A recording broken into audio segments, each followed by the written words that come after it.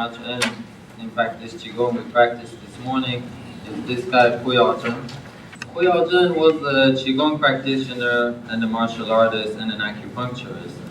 And he moved from Shanxi to Beijing around 1927 and became one of the most famous practitioners in Beijing, at least. Acupuncture is one of the most famous. He had a style of acupuncture that he called Wuji acupuncture, like we do the Wuji Gong with the acupuncture. He had was again very famous people standing out on line for a long lines, and he always treated them with one needle. Cure all diseases, always one needle. That was his style. He said for acupuncture to get real results, you need to have what they call a nei gong, an inner skill. And I want to share a story. After the communists took over, as we all know the history now very well, they had in 1959, they had a movement in China that was supposed to reveal all the secrets out of all the practitioners. So in 1959, they did a symposium, a Qigong symposium in a city called Beidai in eastern China on the coast.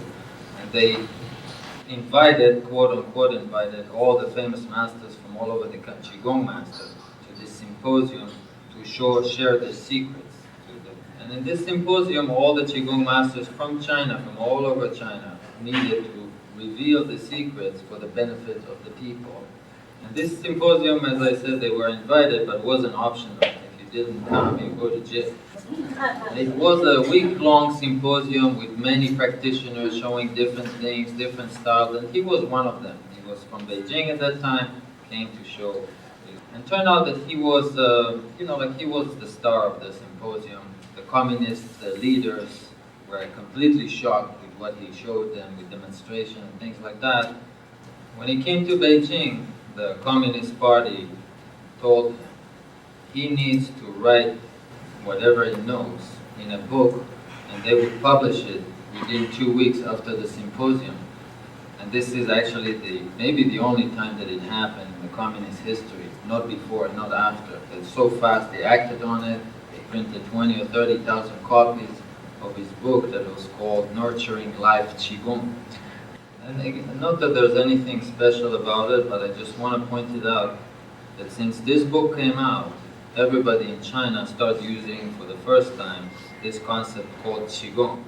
Before that, everybody used to call it nei gong, inner gong, but from him and two other guys that came out of the symposium, today everybody said let's practice Qigong, it starts from him. The nei gong is for a long time, many people practice, but in the 1930s or 1800 or 1700, people don't call it Qigong, it's all called nei gong. Nei gong means inner cultivation versus outer cultivation.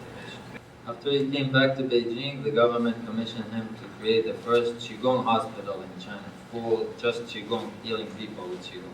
And the following story, I can't verify it, but that's what I heard, all kinds of people making stories. But in the 1930s, and after the Japanese took over Japan in the early 40s, he was in Beijing, the only Chinese practitioners allowed in foreign hospitals for foreigners, healing people with Qigong. So again, he was not the only one, but he's one of the main guys, and those that are responsible for spreading Qigong, and all over China, everybody's practicing Qigong, it's a cheap therapy. And unfortunately, 1973, towards the end of the Cultural Revolution, he was killed with a couple other millions by the Red Guards. And like many others, I mean, the reason that he was killed was for being traditionalist, being, culture, which was not good.